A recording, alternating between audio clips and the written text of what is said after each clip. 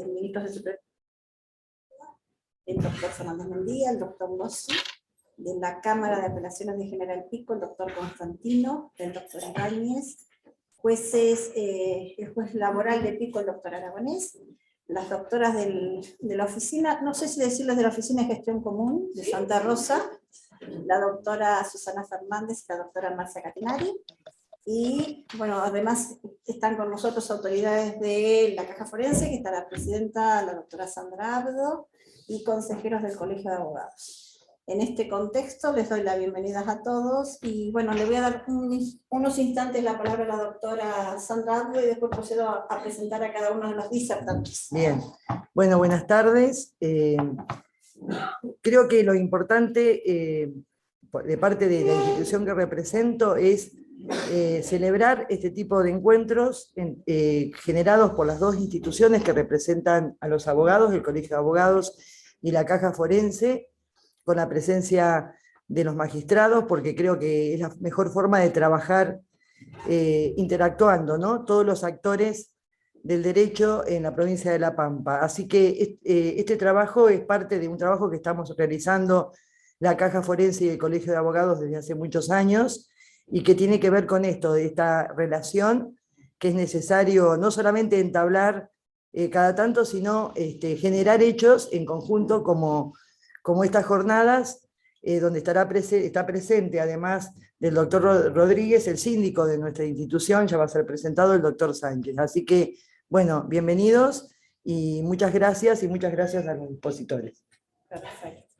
Bueno, en primer lugar va a exponer el doctor Fabián Rodríguez, que ha sido juez de primera instancia, de juzgado civil de la segunda circunscripción judicial, actualmente en funciones como camarista en la Cámara de General Pico.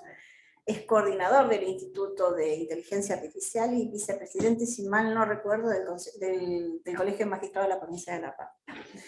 Dentro de este contexto, vamos a tratar de hacerlo breve, doctor, lo vamos a presentar, le vamos a dejar a usted la palabra. Nos va a hablar de las nuevas tecnologías de inteligencia artificial y derecho, que es un poco el replique de la charla que tuvimos dentro del congreso, del segundo congreso laboral que se hizo en Santa Rosa, del GETS. Así que le doy la palabra, si me olvidé de algo pido disculpas. Aquí estamos. No, para nada. Bueno, en primer término, agradecerte a vos, Sandra, en función de la Caja Forense, igualmente a vos, Susana, por parte del Colegio de Abogados, por la invitación, en esta conmemoración de los 60 años del colegio, como de la Caja Forense, y también en relación a esta coparticipación, digamos, entre los abogados y los funcionarios judiciales, ¿no? Que es muy importante tenerlo, y no te quiero corregir, pero el instituto que tenemos, que es integrado por gente del Colegio de Abogados y por gente de nosotros, del Poder Judicial, y también por otras personas más, ingenieros, etcétera, porque la idea es hacerlo interdisciplinario. Bueno, un poco de eso vamos a hablar ahora. Es de Derecho, Innovación y Tecnología, es más amplio que la inteligencia artificial que voy a hablar un poco ahora en la charla. Pero bueno, y que hay gente presente que son miembros del instituto, así que les agradezco. Bueno, así que muchas gracias. Y bueno, y muchas gracias a ustedes por venir, por bancarme, conversar un poco sobre esto, y a la gente que está en el Zoom también, agradecerle que lo veo por acá por pantalla. Esto que es inteligencia artificial y derecho, lo que he denominado, ¿por qué?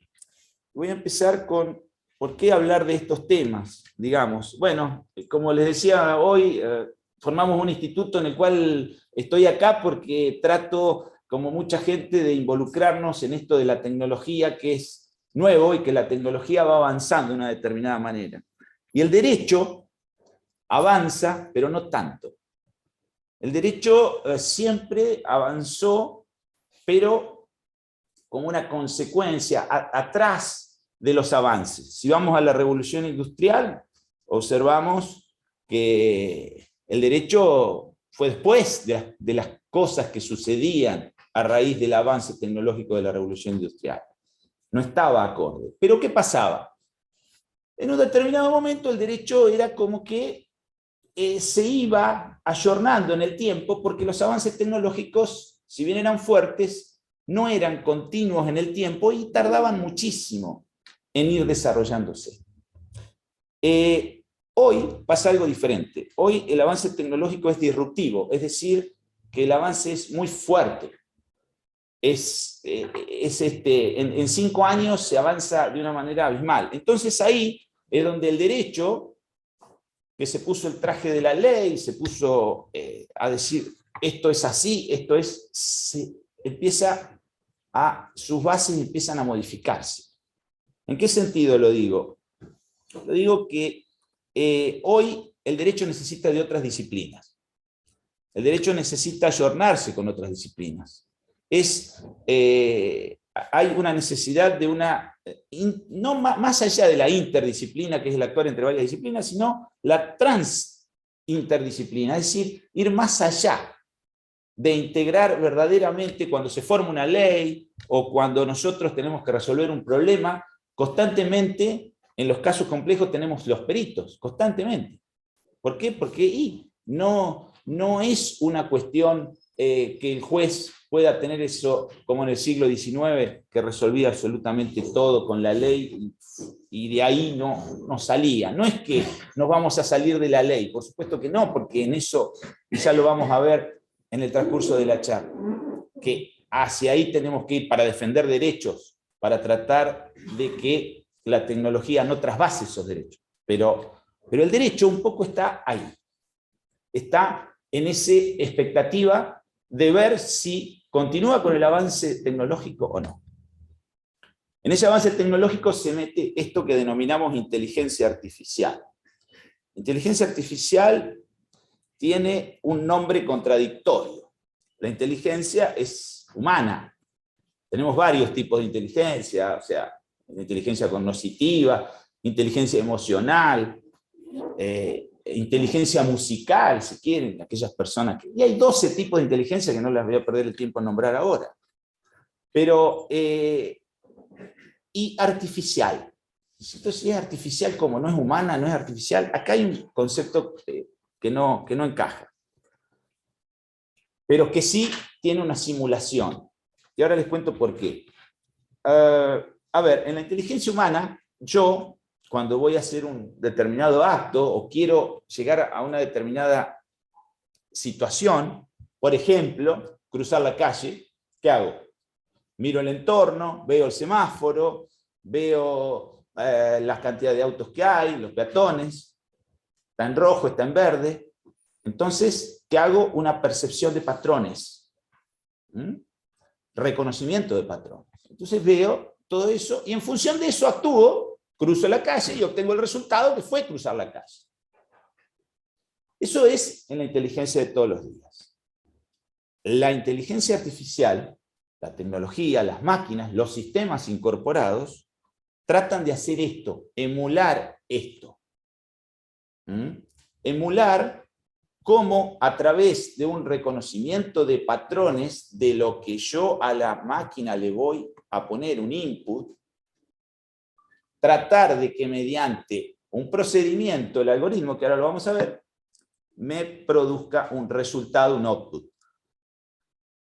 Eso es la similitud de esa inteligencia humana con la inteligencia artificial, con esto que denominamos inteligencia artificial, y que yo tomé, lo voy a leer, una definición, porque es muy difícil, del grupo de expertos de inteligencia artificial de la Comisión Europea, de ahí lo tomé. Es muy difícil brindar una definición exacta de lo que es inteligencia artificial. Hay montones de definiciones de inteligencia artificial. Pero ¿qué pasa? Tiene un problema, que es el problema del blanco móvil. El blanco móvil es que yo no sé mucho de caza, ni de caza deportiva, pero bueno, yo establezco un blanco determinado y trato con el arco y la flecha, vamos a suponer, de pegarle al blanco. Ahora, si ese blanco se me corre, es muy difícil que yo lo acierte. ¿Qué quiero decir con esto? ¿Qué similitud tiene que ver con la tecnología? Que la tecnología, como les dije al comienzo, avanza. Avanza a pasos agigantados, avanza. Entonces, lo que yo defina hoy como inteligencia artificial, mañana puede ser distinto. Si yo le muestro una calculadora a un egipcio hace 4000 años, dice, esto es, no sé, una cosa. Y hoy la calculadora la tenemos en cualquier celular, en cualquier dispositivo, y ni nos damos cuenta, y ni decimos qué gran invento, qué extraordinario, ni nada.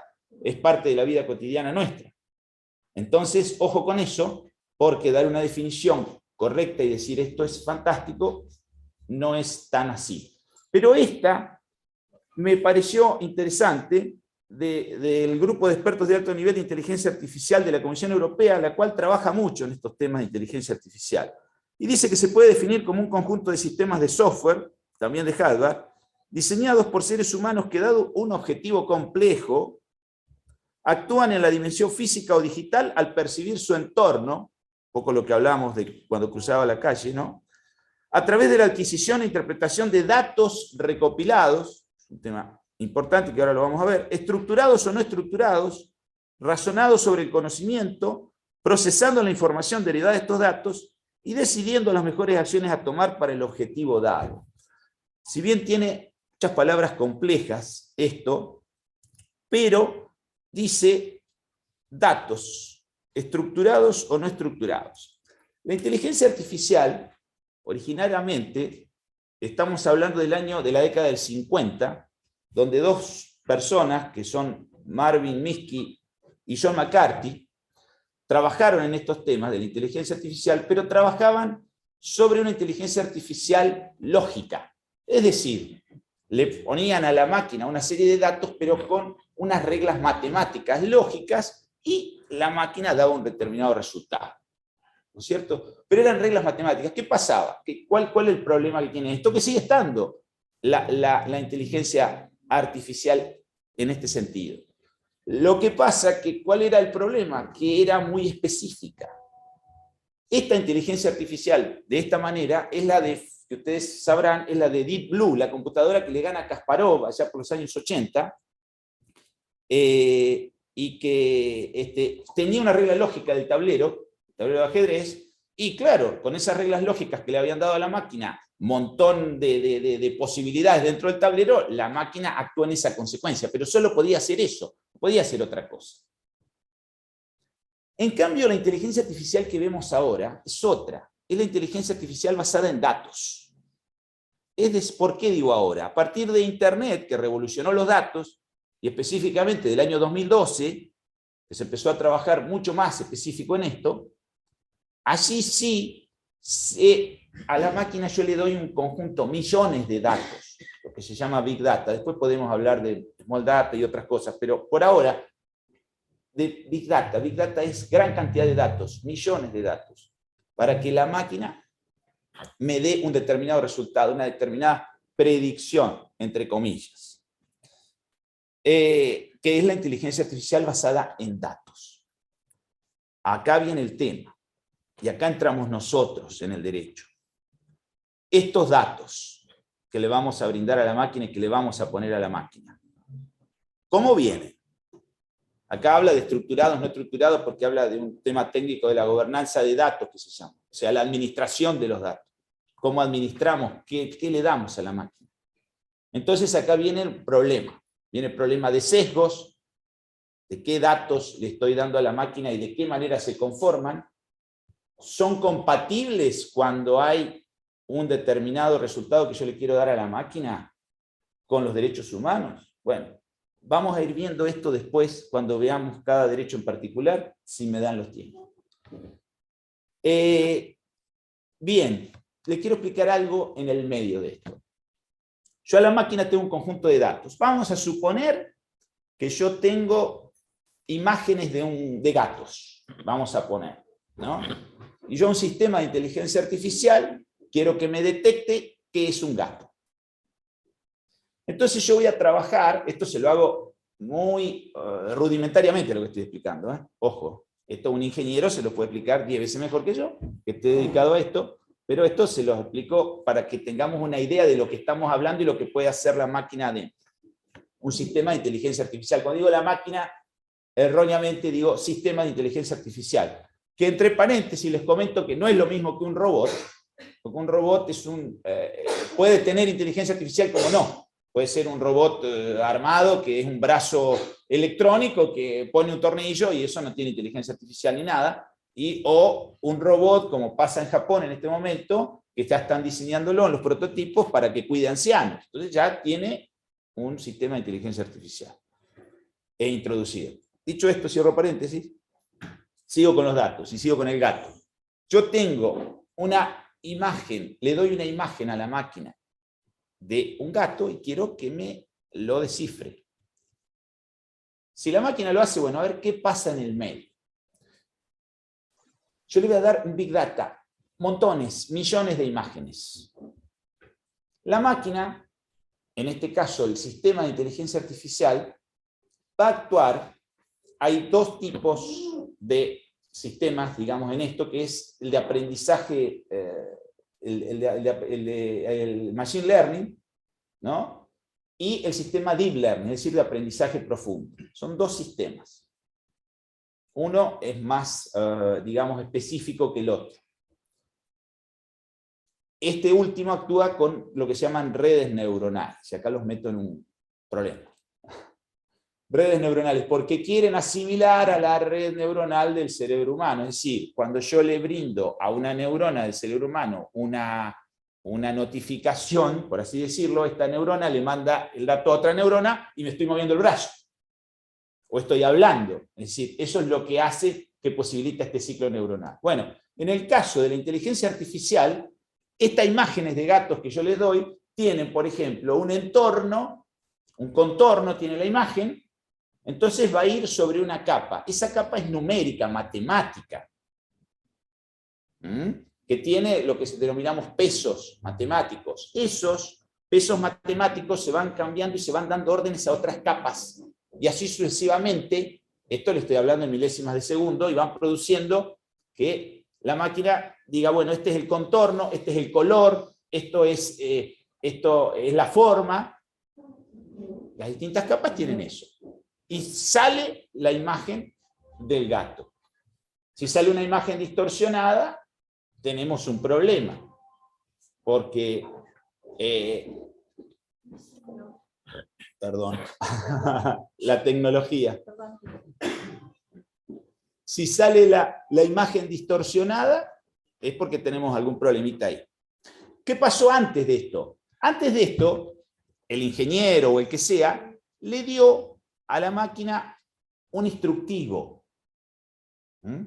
¿Qué es el instructivo o una serie de procedimientos? El algoritmo.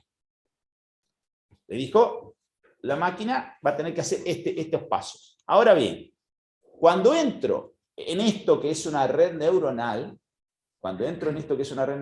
de capas matemáticas, ¿qué pasa? La máquina le da la señal a cada una de estas capas, pero después la máquina ve y elabora sola qué capa, digamos, qué peso, qué formulita matemática conviene para que la imagen del gato sea la exacta. Ya se desprende del algoritmo que le dio el humano y lo hace automáticamente solo. Ahí está hilando con el concepto de artificial, que hablábamos de la inteligencia con artificial. Ahí está.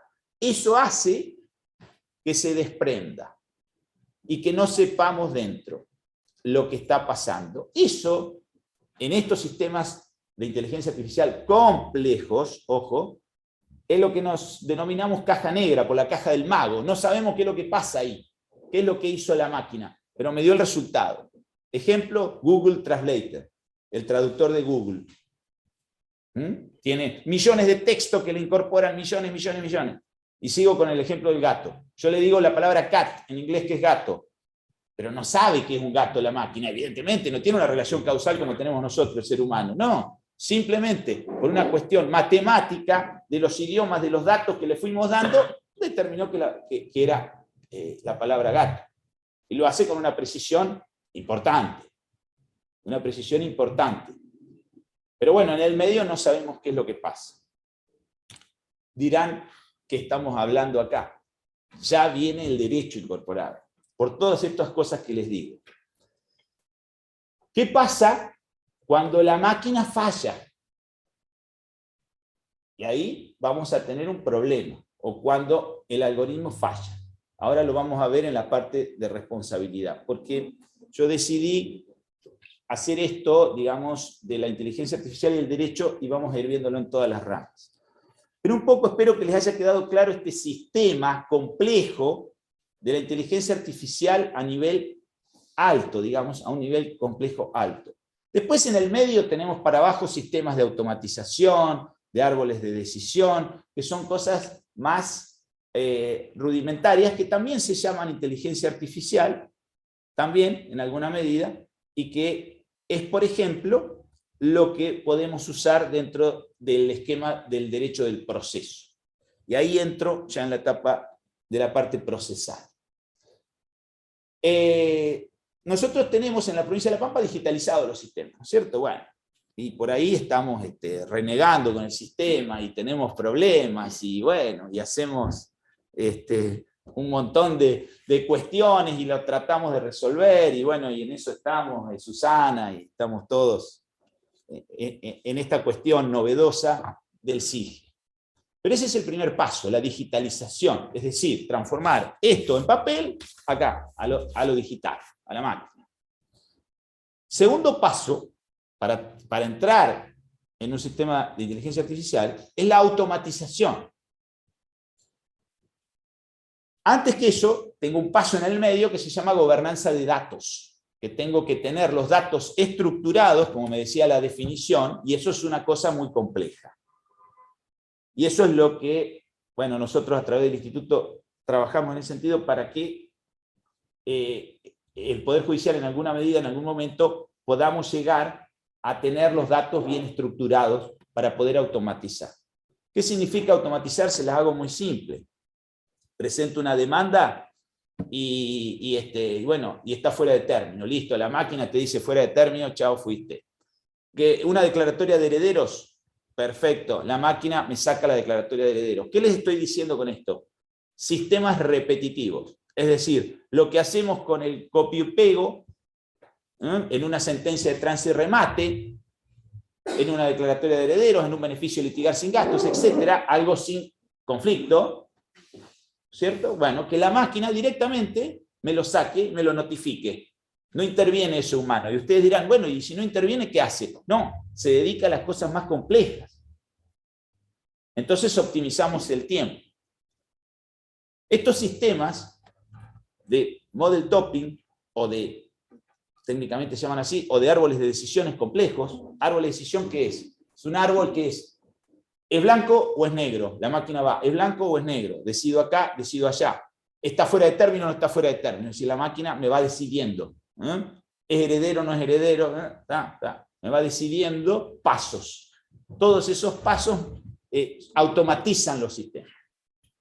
¿Y qué hace esto? Tenemos los ejemplos de Prometea y de Pretoria. Prometea está en la Fiscalía Administrativa de la Ciudad de Buenos Aires, implementado y ha logrado que los dictámenes de los fiscales se hagan en un tiempo récord, ¿no es cierto?, con este sistema de automatización, porque eran totalmente repetitivos, tareas repetitivas, que no tenían sentido. La máquina directamente lo saca, por ejemplo, y se han logrado eficiencias muy importantes en porcentajes de tiempo utilizado. Lo mismo, Pretoria es un sistema que lo utiliza la Corte de Colombia, en el cual también se automatizaron. La Corte de Colombia tiene amparos de salud que van directamente a la Corte, es un sistema distinto, pero tenían miles de esos amparos. Y bueno, este sistema hace que clasifique los amparos y que a su vez los ordene de acuerdo a la jurisprudencia que tiene la Corte colombiana, con lo cual que eso demoraba un montón de tiempo, y lo logró hacer, ¿no? Estos sistemas autónomos permiten eso, optimizar los tiempos, mejorar.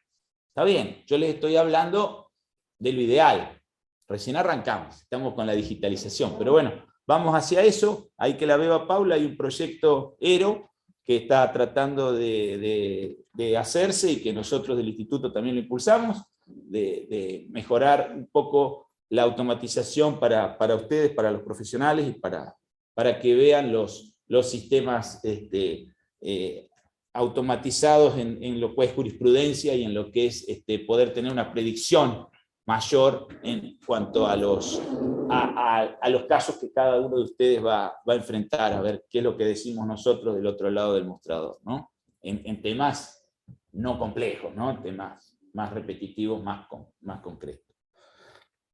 Eso en el ámbito procesal, un poco para traerlos a la estructura nuestra de la provincia de La Pampa. Después tenemos también un impacto de la inteligencia artificial y de estos sistemas en el derecho civil, en varios aspectos del derecho civil.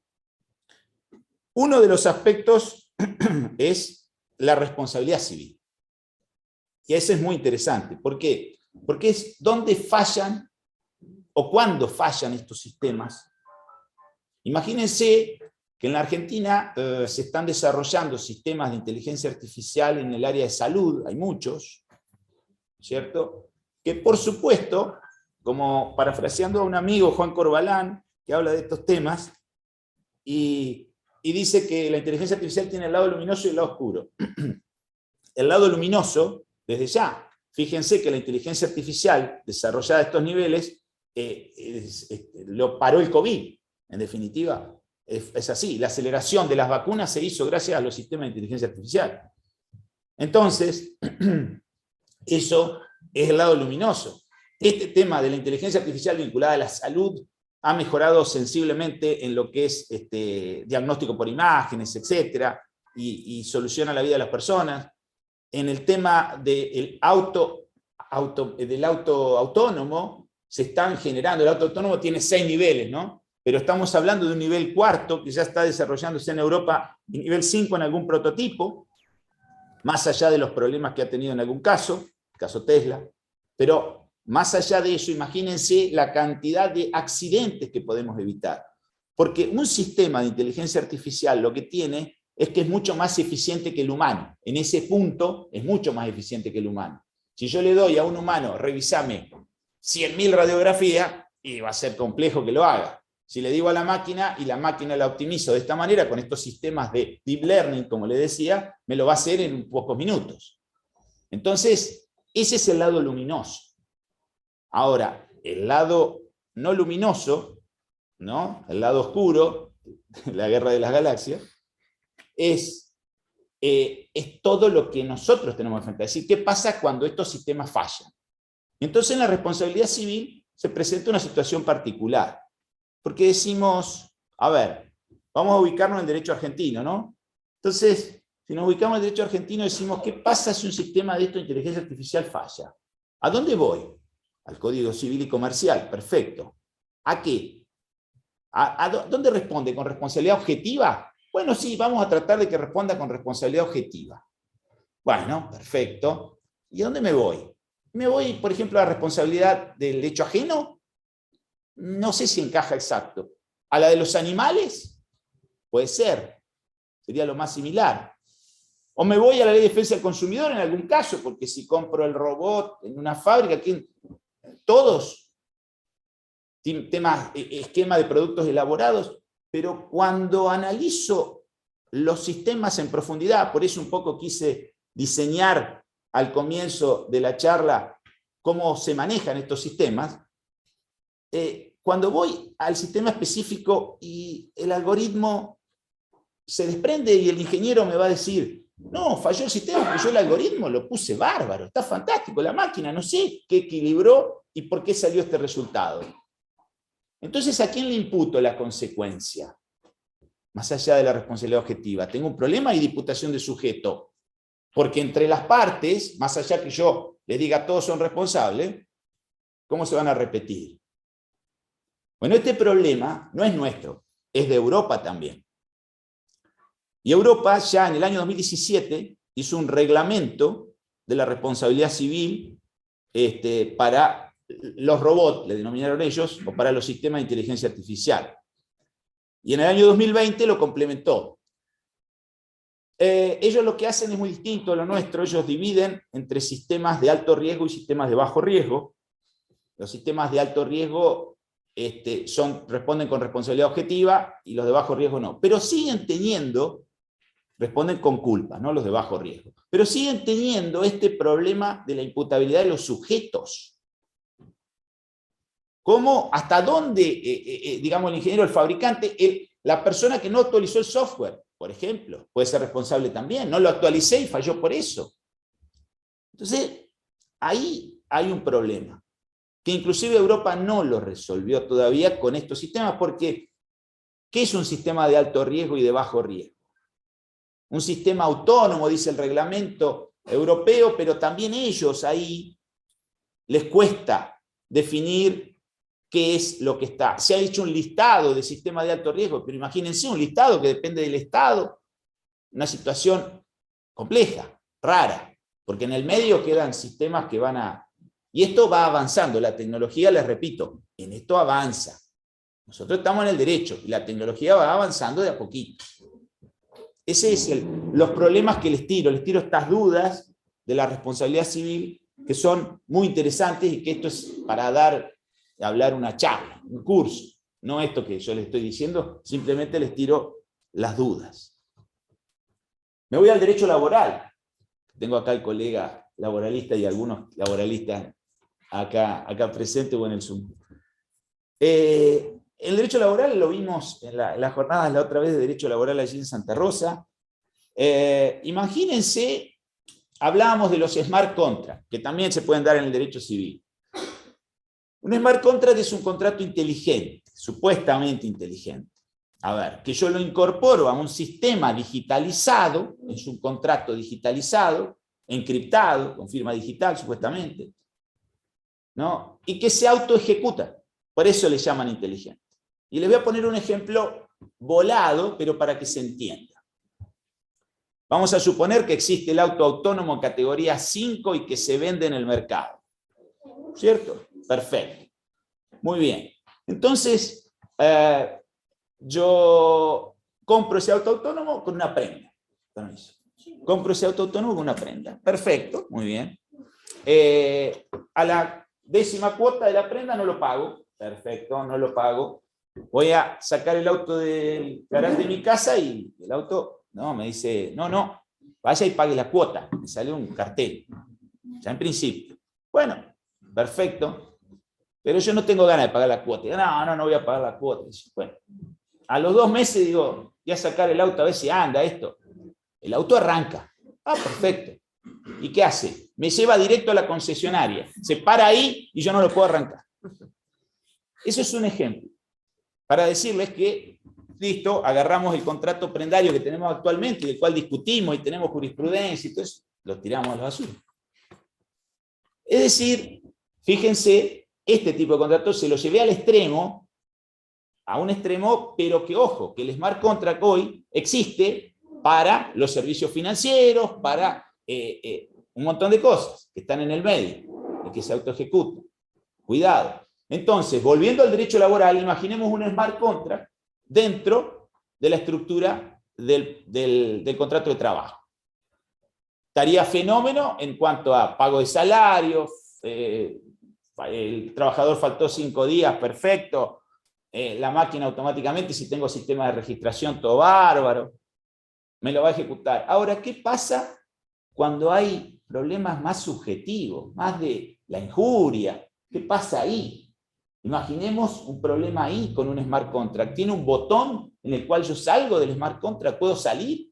En defensa del consumidor se habla de eso. Es decir, tener la posibilidad de salirme en algún momento, si es muy perjudicial. En este caso puede ser para el trabajador. Ni hablar en el derecho laboral, esto ya al margen, de la selección de personal, que es lo que ya pasó con Amazon, y los sesgos de los datos que incorporamos a la máquina. Es decir, Amazon venía contratando, forma un sistema de inteligencia artificial para contratar gente. ¿No? Perfecto. Y el sistema de inteligencia artificial contrató el 80% de hombres. Algo pasó acá, qué raro. Ninguna mujer quería trabajar. No, evidentemente tenía un problema de sesgo. Se le habían incorporado a ese sistema. ¿Por qué? Porque en tecnología, a lo mejor antiguamente antes, no se tenían en cuenta las mujeres para ese trabajo. Pero no, la situación cambió, no es así. Entonces, ¿esos datos fueron incorporados? No. Y ahí es donde el sesgo humano entra, y entra de vuelta a tallar el derecho. Entonces, y ni hablar del reemplazo de las personas por los trabajadores. Pero ese es un tema ajeno. Pero igual les tiro esto.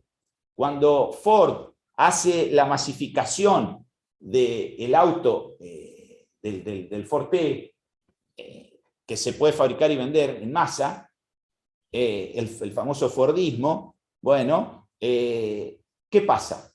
En ese momento era el caballo, ¿no? El medio de transporte, digamos, el carruaje tirado por el caballo. Entonces, los productores de heno de Estados Unidos, en ese momento, se empezaron a fundir. Empezaron, no vendemos heno, el caballo ya no, se vende el auto, esto que el otro. Bueno, el herrero que le hacía la herradura al caballo. Bueno, sí, se empezaron a perder esos puestos. Pero ojo, que paralelamente se recuperaron. Porque imagínense, fábrica de neumáticos, antes no existía. Imagínense los empleos que generó eso. Cada pieza del motor, las chapas, el mecánico que tiene que atender el auto. Bueno, fue exponencial. Con lo cual hoy, si hablamos de que la inteligencia artificial puede ser disruptiva y puede dejar sin empleo, en una parte es cierto, pero en otra parte no la sabemos. ¿Por qué? Porque puede ser expansiva en otro ámbito para producir empleo. O sea que ahí también tiene un impacto la inteligencia artificial en el derecho laboral. Y ya voy terminando, Susana, así le doy paso a Bernabé. Y les digo que también en el derecho penal, en el derecho administrativo, en el derecho de los consumidores, que ese es el que más rápido va a llegar, porque en ese estamos todos los días tratando de comercializar a través de sistemas de inteligencia artificial. Y en el derecho penal también. En el derecho penal, allá veo un penalista, pero también. En el derecho penal también, porque lo vemos a través de todo lo que pasa con el piercing y todo el tema del robo de datos y etcétera, cotidianamente. Y ni hablar de otras situaciones como abusos, etcétera, que se producen a través de la web. Con lo cual, todo, como les dije al comienzo, intercala estos sistemas de inteligencia artificial y el derecho. El tema es que el derecho vaya en eso. Y por eso es la idea nuestra de estar acá, y le agradezco a Sandra, y le agradezco a Susana, de insistir con estos temas y de tratar de trabajarlos, sea a través de ustedes como colegio, en la caja también que apoya todas estas cuestiones, bueno, ir mirando, porque el futuro, ojo, que ya llegó. El otro día escuchaba a un profesor que decía el siguiente ejemplo, lo decía para Latinoamérica, ¿no? Decía que nosotros, es como estos sistemas de inteligencia artificial o esta tecnología que se viene, es como si fuera un tren, que nosotros en Europa ya lo están viendo, y nosotros estamos escuchando el ruido. Nosotros escuchamos el ruido, algo viene, va a venir el tren. Ahora el tema es, cuando pase, ¿estamos listos para subirnos o no? Esa es la pregunta. Les dejo las dudas, las inquietudes y gracias. Continuando con la charla con motivo de los 60 años de creación del Colegio de Abogados y Procuradores de la Provincia de La Pampa, va a disertar el doctor Bernabé Sánchez, que es abogado de la matrícula, egresado de la Universidad Nacional del Litoral, es especialista en gestión estratégica de recursos humanos de la Universidad de San Andrés de Giles, especialista de Derecho al Trabajo, Universidad Católica de Argentina, profesor titular por concurso de la Cátedra de Derecho Laboral, Seguridad Social de las carreras de abogacía, de la Universidad de Ciencias Económicas y Tecnicatura Universitaria Administrativa Contable e Impositiva. Y además es coautor de varios trabajos junto al doctor Alberto Massa, que hoy no nos ha podido acompañar por alguna dificultad personal de él, y ha publicado una serie de artículos, entre ellos el Código de Procedimiento Laboral de la provincia de La Pampa, de la provincia de Santa Cruz y Tierra del Fuego. Él nos convocó con un tema que es la repetición del convenio 190 de la OIT, a quien le doy la palabra para que empiece a exponer, doctor. Bueno, muchas gracias por la presentación. Gracias a Susana y a Sandra por hacerme partícipe y después reencontrarme con varios amigos acá en General Pico.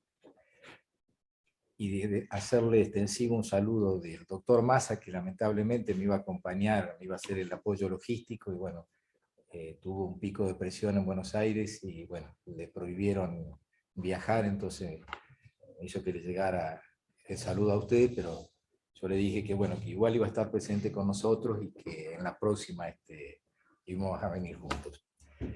Bueno, hecho los saludos de rigor, el tema que nos convoca, o si se quiere que convoca para la disertación, está dado precisamente en los derechos fundamentales y el inserto que tiene dentro del derecho laboral.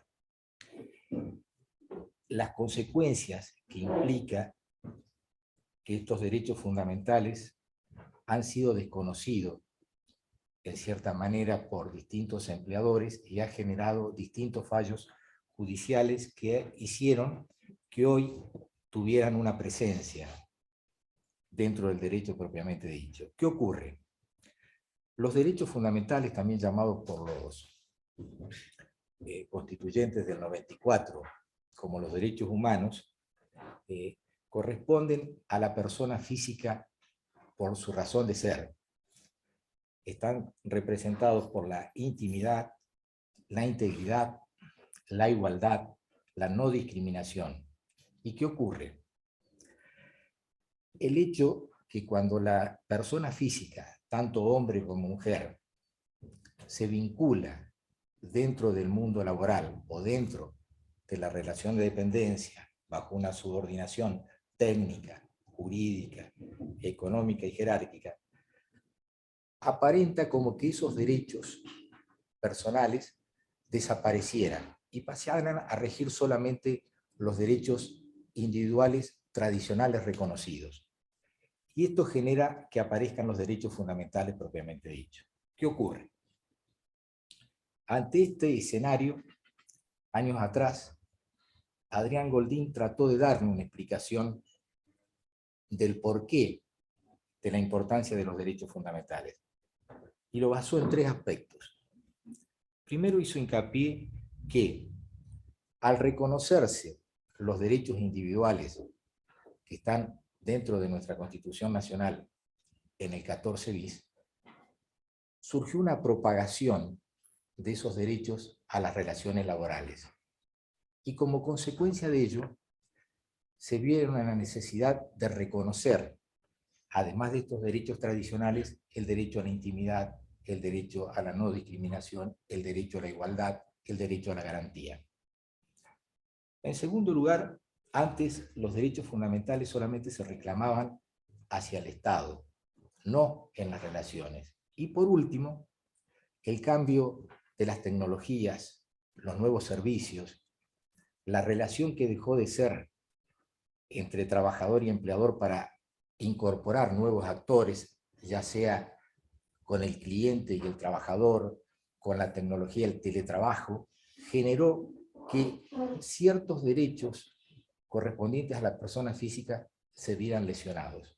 Y ahí aparecen los derechos fundamentales, que son ciertos derechos que por su implicancia necesitan una protección especial. ¿Qué pasa? Nuestra legislación laboral, nuestro derecho interno, no tiene ni una clasificación sobre los derechos fundamentales, o también, si se quiere, los derechos humanos, como así tampoco establece una determinación de los derechos laborales tradicionales específicos e inespecíficos. Rodríguez Mancini, en su obra Derecho del Trabajo y las relaciones, derechos fundamentales y las relaciones laborales, copia una clasificación que viene del derecho español y habla de los derechos fundamentales específicos y los derechos fundamentales inespecíficos. Cuando habla de los derechos fundamentales específicos, se refiere a aquellos derechos que están legislados en nuestra Constitución Nacional y corresponden tanto al derecho individual como al derecho colectivo. Y cuando habla de los derechos fundamentales inespecíficos, se refieren a aquellos que pertenecen a la persona física como tal, por el solo hecho de ser persona, y no por el hecho de que al ingresar esa persona como tal al mundo del trabajo se despoja de los derechos fundamentales inespecíficos. Entonces, esta clasificación la vinculamos con el convenio 190 de la OIT, que se dicta en el año 2019 y la recomendación 206. ¿Qué ocurre?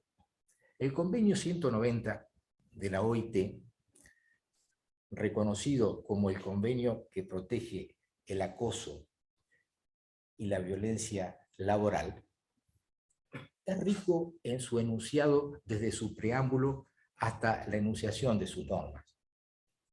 Nuestro país adhiere en el año 2020 a la ratificación del convenio 190 y la recomendación del 206, pero no lo reglamenta, no obstante lo cual, a partir de febrero de este año ya tiene vigencia.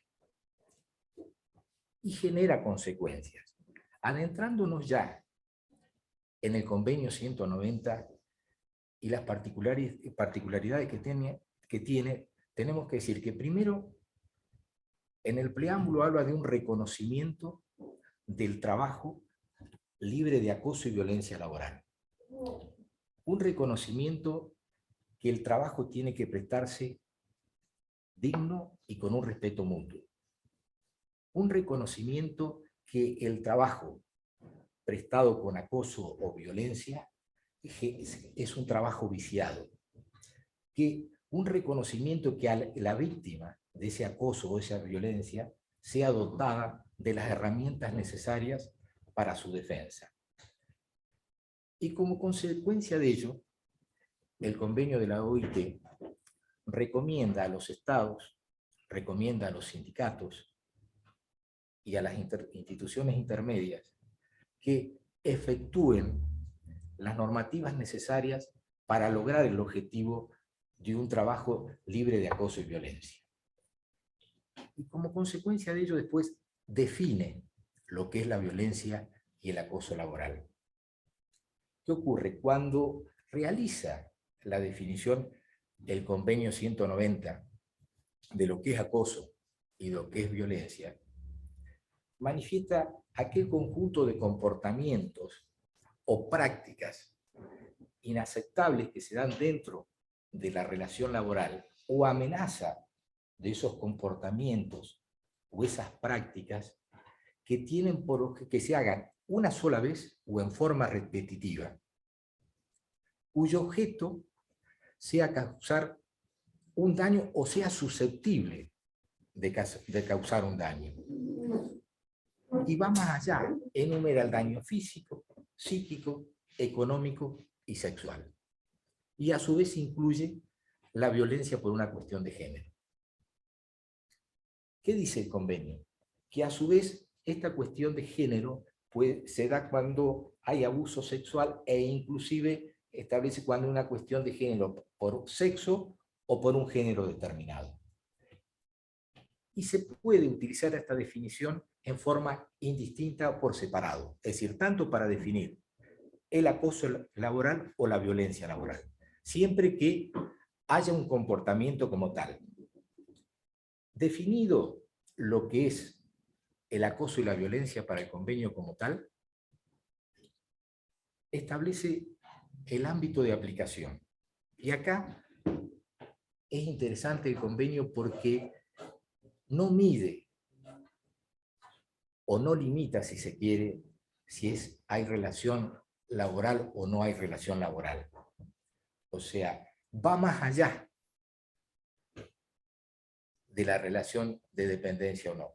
Establece que se puede dar tanto en el ámbito privado o en el ámbito público, en el ámbito urbano o en el ámbito rural. Y a su vez, protege al aspirante, protege al postulante, protege al que está prestando el servicio o al que dejó de prestar servicio. O sea, que el ámbito de actuación es inmenso, o sea, es infinito, es meramente enunciativo. Y no termina ahí, sino que continúa hablando en qué ocasión entiende la OIT que hay acoso o violencia laboral. Y determina distintos escenarios. Se puede dar antes de la relación laboral, de hecho que mencioné el postulante o el aspirante, durante la relación laboral y culminada la relación laboral.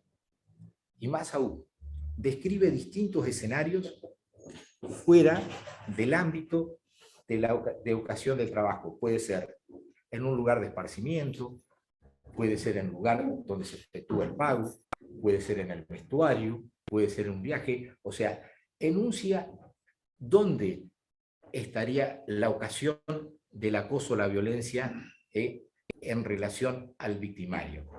O sea, en cierta manera, el convenio de la OIT 190 y su recomendación 206 es pro víctima. ¿Qué ocurre? A su vez, dicta distintas situaciones o distintas medidas que se deben llevar a cabo a los efectos de impedir que ese acoso o violencia laboral se exteriorice. Entonces, nos ilustra diciendo que por medio de reglamentos, por medio de protocolos, por medio de acciones, se puede ir previendo esta situación como tal. Y establece como medidas o establece como herramienta que tanto la legislación nacional como los convenios colectivos de trabajo son los indicados a los efectos de llevar a cabo la protección de acoso o violencia laboral. ¿Qué ocurre?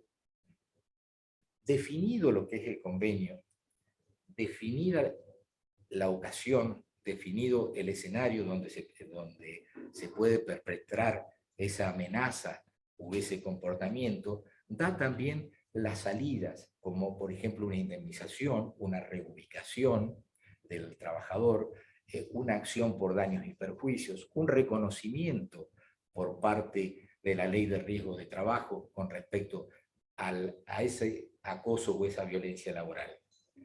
Esa enunciación la hace tanto en el convenio propiamente dicho como en la recomendación 206. Ahora bien, descrito el escenario de lo que son los derechos fundamentales, descrito el escenario de lo que dice el convenio y la OIT, nos encontramos con el derecho laboral argentino, con el derecho interno. Como dije anteriormente, en el 2020 se ratifica el convenio. En el 2022, 22 de febrero del 22, tiene plena vigencia. El convenio de la OIT dice que los estados nacionales tienen la obligación de dictar la reglamentación con relación a ese convenio y a la recomendación propiamente dicha.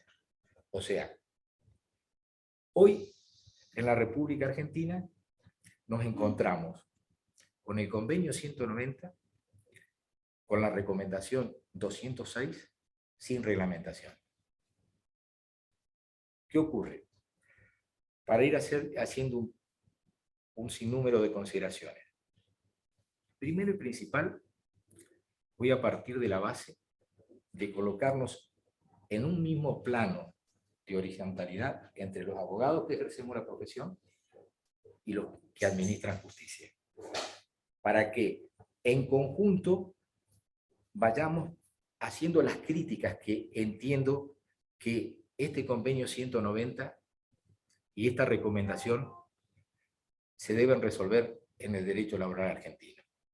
Porque, primero y principal, yo entiendo lo siguiente, que la igualdad jerárquica de una norma, como es el convenio, no es similar al ejercicio de los derechos que emanan de esa norma jerárquica. ¿Por qué? Porque en el medio hay coyunturas, hay acciones que llevan a un resultado distinto. O sea, no podemos aplicar fríamente esa definición, si se quiere, del 190. ¿Por qué?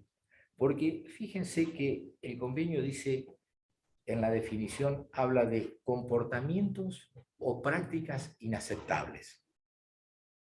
Cuando hablamos de prácticas inaceptables, puede ser que lo que es aceptable para Eduardo sea inaceptable para mí, o lo que es inaceptable para una cultura sea aceptable para otra cultura, no obstante lo cual, nosotros hoy tenemos esa definición como tal. Entiendo que es demasiado expansivo, si se quiere, esa definición de inaceptable, a mi humilde modo de ver y entender. Abordando más allá la definición, habla también de que la amenaza de esa práctica ya en sí se considera acoso. Más aún, profundiza más. Habla que dice que cause daño o sea susceptible de causar un daño. O sea, que ya la amenaza propiamente dicha ya configura el daño para esta definición como tal. No sé si soy claro con relación a nuestro derecho. Y más aún, cuando habla precisamente de los daños, se va precisamente al daño psíquico, económico, físico y sexual. Hay una variedad de daños como tal, que entiendo que en nuestro derecho como tal es necesaria una reglamentación sí o sí, de modo tal que de otra manera choca con las instituciones de nuestro derecho laboral propiamente dicho.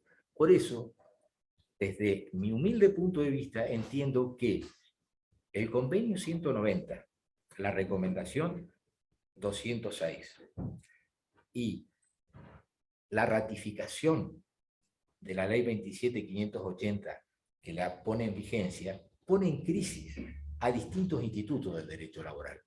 Yo me atreví para la charla de abordar 4 institutos que a mi modo de ver resultan peligrosos de acuerdo a lo que dice el convenio.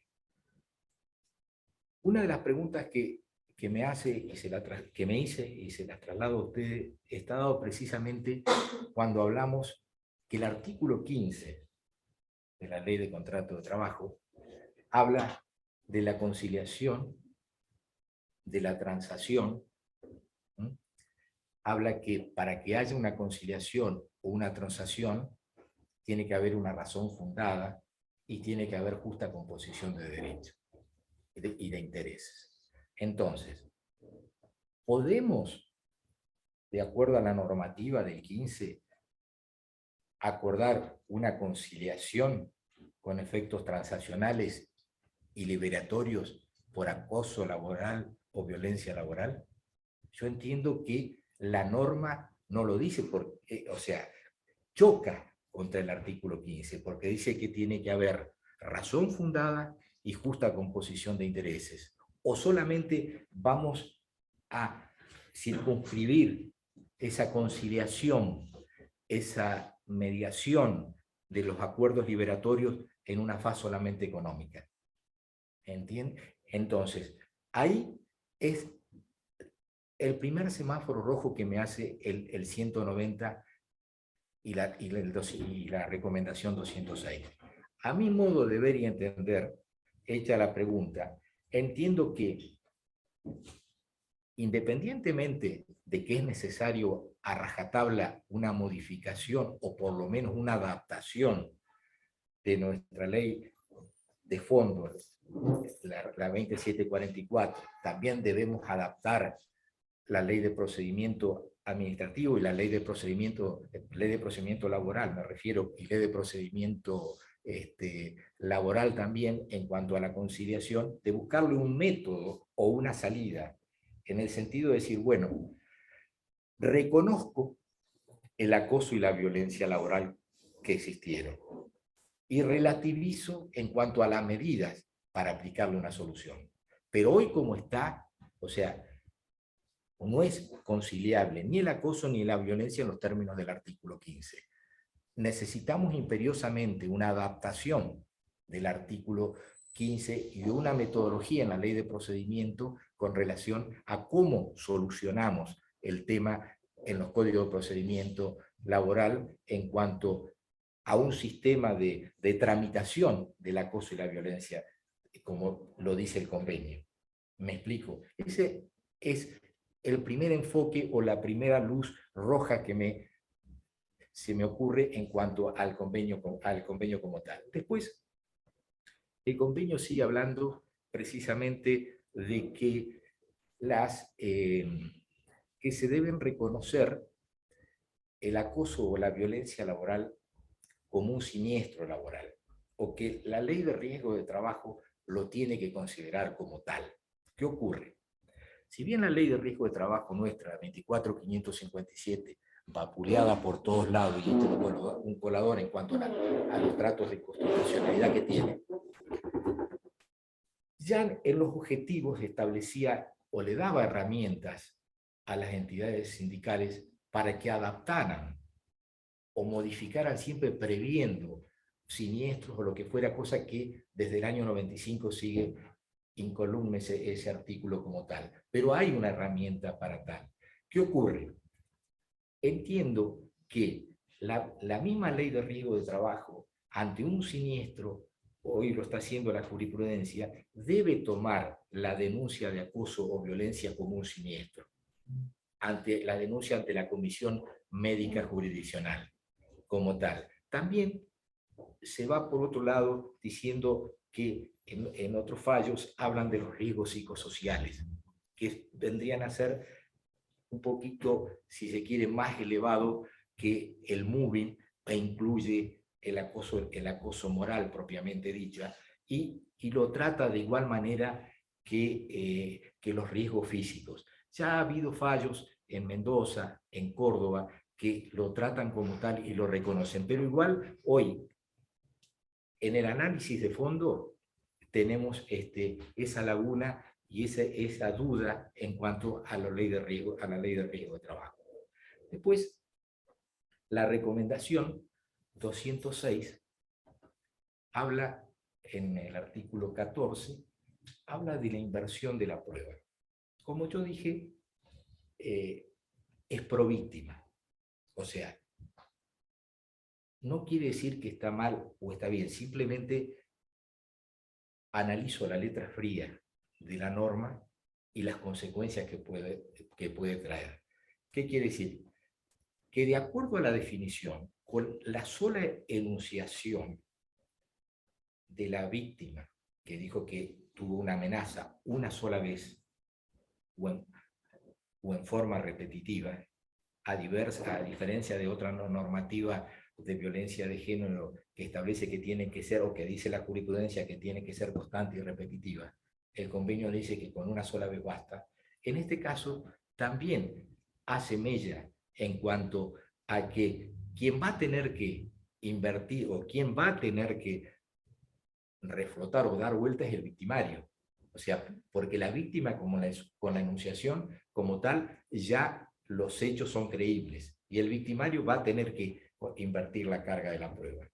Y por último, otra de las cuestiones establece que se cree el derecho de fondo, tenemos que tener, deben existir acciones, recursos para garantizarlos. Entonces, y habla de que la persona que fue víctima de acoso o de violencia tiene derecho a ser indemnizado. Ahora bien, eso es lo que nos dice el convenio. Nuestra normativa, la 27580, dice, ratifica el convenio como tal. Y ahí voy donde decimos precisamente que tanto los jueces como los quienes administramos justicia, los que administran justicia, perdón, los que ejercemos la profesión, estamos en un plano horizontal. ¿Por qué? ¿Qué vamos a hacer con la indemnización? ¿Aplicamos el 245? que allá desde 2004, que solamente tiene en cuenta la indemnización por salario y la antigüedad, y le agregamos un 30% cuando hablamos del daño moral como un plus, que decimos que es el precio al dolor, que transponemos o le colocamos un número económico al sentimiento espiritual que no deja feliz a nadie. ¿Por qué? Porque quien es actor entiende que es poco, quien es demandado entiende que es excesivo, y el juez, quien con las herramientas que tuvo llegó a esa conclusión. Yo entiendo que primero y principal, una de las reformas es o modificar el 245, que no nos olvidemos que del 2004 está inamovible, porque la modificación que hubo del tope del 245 no es por los legisladores, sino que es por la inconstitucionalidad de Bisotti, que para eso que el autor de él fue Rodríguez Mancini, que estableció el tope, pero no se modificó en absoluto el 245. Entonces, ¿qué entiendo en esta situación? Que a mi modo de ver, o reformamos el 245 o creamos un nuevo artículo 245 con, además de la indemnización no solamente económica o pecuniaria, sino buscamos salidas accesorias, como sea la reubicación de la víctima, la protección ante el despido, la protección ante que haga un tratamiento, lo reubicamos como tal. O sea, son distintos disparadores que nos genera la aplicación de este convenio hoy vigente en cuanto a nuestro derecho interno propiamente dicho, y las distintas consecuencias que de aplicarse traería y qué salida encontraríamos.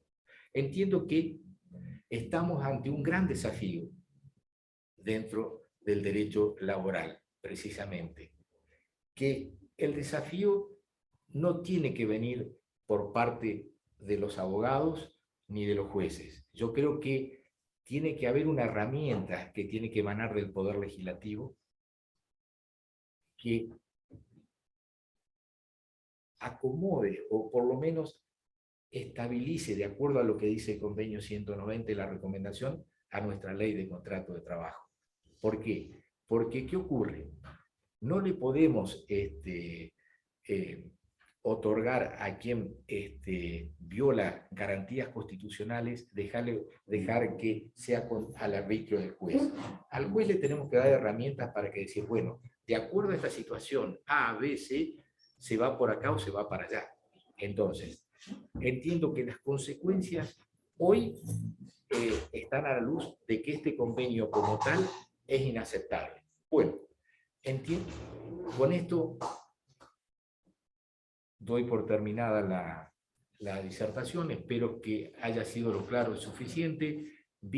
Fuimos de lo que es derechos fundamentales, que conviven con los derechos constitucionales tradicionales, los derechos individuales establecidos en el 14 bis, que se puede aplicar tanto a nivel individual como a nivel colectivo. Lo que dice el convenio 190, cómo define el acoso, cómo define la violencia, el escenario donde se traduce, en qué ocasión se da, los remedios que establece y las consecuencias que trae en la aplicación de la 2744. Desde ya les agradezco y quedo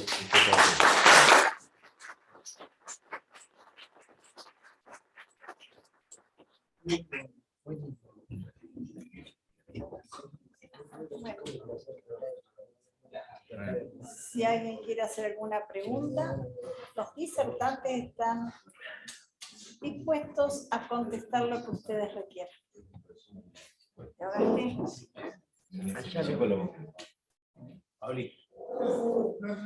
Sí. Primero la honestidad. No he leído el convenio 190, mucho menos la recomendación, Pero me llama la atención lo que contaba recién de que la inversión de la carga obligatoria sea tan directa. Sí, sí. Mira, te leo fríamente lo que dice la ley, que a mí también me hizo ruido, y precisamente yo dije, Pablito me va a hacer alguna pregunta, entonces me llevé la ley, traje, dije, le voy a leer fríamente, inclusive la marqué con colorado. Dice el 16, dice, los mecanismos de presentación de queja y de solución de conflicto en caso de violencia y acoso, razón de género, mencionado deberán comprender medidas tales como la inversión de la carga de la prueba, si proceden procedimientos distintos de los penales. ¿Me entendés? Entonces, yo creo que ahí esto es peligroso. ¿Me entendés? Por eso... ¿No te parece que puede ir, digo, ¿no? Adaptándolo y aplicando los mismos criterios que los pide en el sentido de que tenga que demostrar visos de algo? Sí, te explico. Cambia el sentido de Pelicori contra Colegio y Monteagudo, lo de la Corte, ¿te acordás que era distinto? Pero yo entiendo que va a tener elementos de defensa del victimario como tal, pero en el mientras tanto, con la enunciación lo considera procedente o le da traslado. Eso es lo que veo. O sea, está bien, recién empieza, Pablo, esto empezó, o sea, está vigente a partir de febrero. O sea, yo creo que vamos a tener un derrotero importante, pero yo vi una alarma ahí, vi un semáforo. ¿Ya algún fallo de despidos basándose? Correcto, sí, sí. No sé si era violencia de género, era más casi acoso sexual. Y recuerdo que el fallo se basaba en la declaración, en la denuncia hecha por la compañía de trabajo. Con eso demostraron la causa del despido. ¿Crees que no funcionaba así? Mirá, no es mío el término. Rodríguez Mancini decía que es necesario una modulación de todo esto. ¿Me entendés? En lo inmediato, los fallos van a salir para cualquier lado, entiendo. Si vos te fijás, hay uno en Córdoba contra Caraza que dictamina una situación como la que vos decís, y hay otro en Mendoza distinto, y muchos lo asocian con el tema de la discriminación. No nos olvidemos que la 25013, derogada, establecía un 30% como un plus sobre la discriminación, además de la indemnización del 245. Capaz que por ahí le encontremos una salida a la indemnización del 245 por ahí, pero hoy como está planteado, o sea, a mí también me ocurría la pregunta, es que si un caso tal, un juez se aparta de lo que dice el 245 en cuanto a la indemnización tarifada por salario y por antigüedad, y fija un número exorbitante, ¿hay incongruencia procesal? ¿Me entendés? O sea, son todos disparadores. En la soledad de mi lectura se me llenaban de preguntas todo, entonces dije, bueno, lo tiro en el auditorio y veo, pero esa es la posición. Hoy es un desafío, por eso dije, es un gran reto que tenemos de acá en adelante. Pero no, sí. Perdón, yo también no conozco el tema, pero sí, me surge así por la teoría general del derecho. Dos cosas. Además de la posible incongruencia, hay también un problema de arbitrariedad. Correcto. Sí, sí. Porque si bien es cierto que el derecho de los pactos habla de la progresividad, claro, está refiriéndose al enriquecimiento de los derechos, pero eso dentro del sistema jurídico. Claro. Sí, sí. Sí, coincido. Pero en el análisis no encontré alguna otra salida, o sea, simplemente lo hice a título enunciativo para ver, claro, a dónde vamos. Lo que advierto es que muchas cosas han avanzado por la creación pretoriana conjunta entre abogados y jueces. Correcto. Pero esa pretorianidad siempre tiene que tenerla en ese momento. Exacto. Yo pienso lo mismo. No estoy diciendo una barbaridad. No, coincido. Por eso yo entiendo que es menester una Yo reglamentación. me estoy refiriendo a la indemnización. Sí, sí, sí, sí, sí. Igual, sin perjuicio de ello, algunos autores establecen que por ahí también, además de la del 245, va la del daño civil y demás. Simplemente yo me aboqué a la ley de contrato de trabajo y al 190 y cómo incide en el derecho laboral interno. ¿Me entiende? Pero las otras, y por eso busqué la salida, es decir, podemos ir por pena, sanciones o accesorias, a raíz de que una de las medidas que prevé el convenio de reparación es que se hagan protocolos o que se exijan a esos empleadores un sinnúmero de cumplimiento de normas contra la no discriminación, contra la integridad y demás. Pero bueno, está todo por verse, si se quiere, Lo se me ocurre, Sí. pero también del desconocimiento, es el tema de que la analogía tiene que ser usada cuando está permitida. Sabemos que la analogía no va en el derecho penal, no va en el derecho de seguros. Sí, sí, sí. Sí, sí, por eso. No sé, ahí también es para... Es para debatir, por eso yo dije, es un gran reto que yo entiendo que la aprobación o la ratificación del convenio fríamente no se tomó conciencia de lo que se está haciendo, de lo que dice. Es mi opinión de un gallego de Quemú. Cuando el acoso se da de empleador hacia la trabajadora, a cuando se da entre compañeros de trabajo. Claro. Ahí el empleador queda bastante... Claro, sí, sí, sí. Porque está en medio de una relación que Claro. la separa a la trabajadora para protegerla, pero tiene que separar al trabajador también para protegerla. Claro, sí, sí, sí.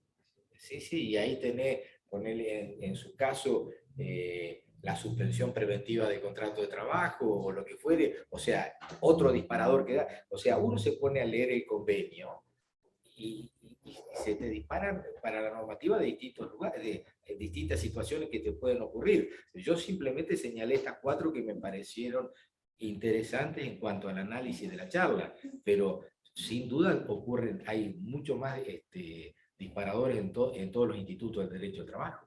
Sí, sí. Sí, sí. Una reflexión más que nada. Muchas veces cuando escuchamos este tipo de normativas, a mí me pasa que me preocupa las consecuencias de futuras contrataciones a mujeres, porque realmente flaco cómo los hacen. A veces pienso un poco también haciendo conexión con lo que contaba Fabián, esto de la interdisciplina, ¿no? Cómo se juntan estos grupos de trabajo, cuáles son las perspectivas con las que se analiza todo esto. Y me llama muchísimo la atención sobre todo la amplitud de la terminología, ¿no? En una época en donde estamos tratando de consensuar la terminología. Con Fabián en el instituto siempre lo conversamos ahí, que la tecnología está tratando de buscar lo que llaman estándares, ¿no? De hecho, sobre todo en salud digital, hay software espectaculares en donde en todos lados del mundo que utilizan, vamos, HL7, historia clínica digital es HCD, listo. Y no HC, lo que sea, ¿no? Hay una coordinación en el lenguaje. Parece que hay espacios que están buscando la coordinación en el lenguaje y nosotros cada vez usamos terminología más ambigua que produce sesgos, que es lo que justamente estamos tratando. Y si después queremos aplicar inteligencia artificial, que vea los datos de una resolución basada en una normativa con amplitud de terminología, el resultado va a ser espantoso. No vamos a tener la posibilidad de una lectura de todo esto. Entiendo que digamos, la inteligencia artificial es una gran tecnología y sirve para muchas cosas y para muchas otras cosas no, como el análisis de la conducta humana. La inteligencia artificial no puede analizar la conducta humana, por lo menos no hoy en día. Pero si la vamos a aplicar, supongamos en el CIGE, ¿no? Tenemos un proyecto X y se aplica. Y se va a aplicar en base a las resoluciones judiciales. Va a hacer un análisis a futuro de predicciones de lo que podría o no podría pasar. Y realmente vamos a hacer agua con todo esto. Por eso esto que se conversaba hoy del plebiscito es tan interesante. La verdad que, bueno, muchísimas gracias porque muchas cosas de las que mencionó yo no las conocía, pero me resultan una alarma. Yo pienso en mis hijas a futuro, ¿no? Y ¿qué pasa con todo esto? ¿Quién las va a querer contratar? Me van a empezar a tener miedo. Esa es mi visión. No es tu temor, no es infundado. Más aún, fíjate que yo hago hincapié cuando dice prácticas y comportamientos inaceptables. Entonces, es expansivo ese término. O sea, y así seguís cuando habla de una amenaza, también, o sea, que susceptible de causar un daño. Y entonces, quien va a contratar va a decir, ¿qué herramientas tengo yo para protegerme? ¿No? Por eso el tema, viste, de la redacción en los organismos internacionales, Fabián Savioli, que es un especialista, daba clase en la maestría, dice que eso es un problemón en los tratados. ¿Por qué? Por lo que dijiste vos, los tratados tienen, en los países, tienen distintas formas de ver las situaciones. Uno lo ve de una manera, el otro lo ve de otra. Entonces, buscar las palabras para acertarle. Por eso cuando lo volcás al derecho interno, que decís, bueno, fenómeno, apruebo el Tratado de Derechos Humanos, Derecho Interno, ¿cómo lo adaptás al derecho interno para que no pase esto? Porque si yo mañana como juez quiero aplicar ese tratado internacional, que debería aplicarlo por el 22, artículo 75 y 22 de la Constitución, vos decís, ¿y ahora? ¿A dónde voy? Por eso yo digo, ¿viste?, que la igualdad jerárquica no es similar al ejercicio de los derechos que emanan de esa norma. ¿Me entendés? Pero no se toma conciencia de esa situación como tal. O sea, ratifican un tratado, lo largan así, en diciembre, en plena pandemia del 2020, ratifican, largan la 27.580 y listo. Que el 22 de febrero, ¿qué pasa? Dijeron el 22, falta un montón, lo tiramos y listo, y lo largaron. Y llegamos a febrero y estamos con esto. Y lo van a plantear. En cuanto a organismos internacionales, también hay traducciones. Hay, por ejemplo, Politics, Policy and Compliance, que siempre se traduce mal, se traduce compliance como cumplimiento, cuando nosotros utilizamos compliance de la misma manera. Es como que amplifican la torre de Babel, ¿no? Y si no empezamos, que es un poco el trabajo que hacemos entre el colegio y los jueces, y cuando nos juntamos, que es aunar criterios y tecnología, porque si no, no lo vamos a comprender. Entonces, es muy complicado la normativa, lo digo para los que asesoren a legisladores, ¿no? Los que participen de la creación de una ley, empezar a pensar. Sí, por eso yo digo que atraviesa el artículo 15, lo destruye, porque va a conciliar cuando hay un acoso o violencia. Pero hay otros pactos que lo prohíben. Claro. Entonces, ¿qué dice? Hablamos de una resolución fundada, hablamos de justa composición de intereses, y cómo vamos a conciliar lo inconciliable. Pero bueno, sí, bueno, como soy civilista no lo conozco. Generalmente en todo derecho punitivo, la infracción tiene una exigencia de taxatividad, especialidad o legalidad. En estas cuestiones de género, a favor del género, de la víctima, ya no existe esa taxatividad, ¿no? Ya por lo menos es un avance que le complica al juez en la condena o en la absolución. Correcto. Porque al hablar de que sea ¿cómo es que decía vos? Inaceptable. Inaceptable, es algo... Sí. Pero bueno, yo creo que lo que se va a tener que...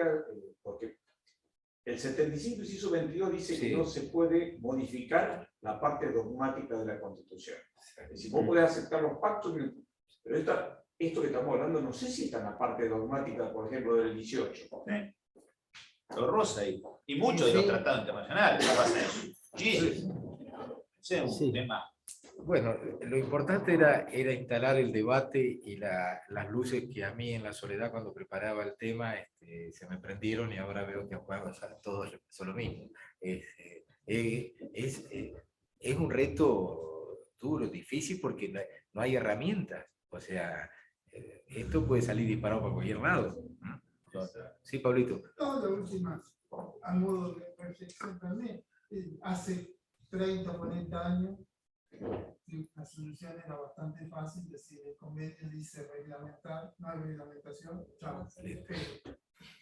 A partir de que la Corte dijo en el 2012 que los derechos tienen vocación de efectividad, algo va a haber que resolver. Ahora que no haya solución expresa. Exacto. Sí. Claro, sí, sí. O sea, hoy tenemos, en vez de normas declarativas y programáticas, ¿qué va a pasar? Sí, sí. Pero con vocación. Exacto. Bueno,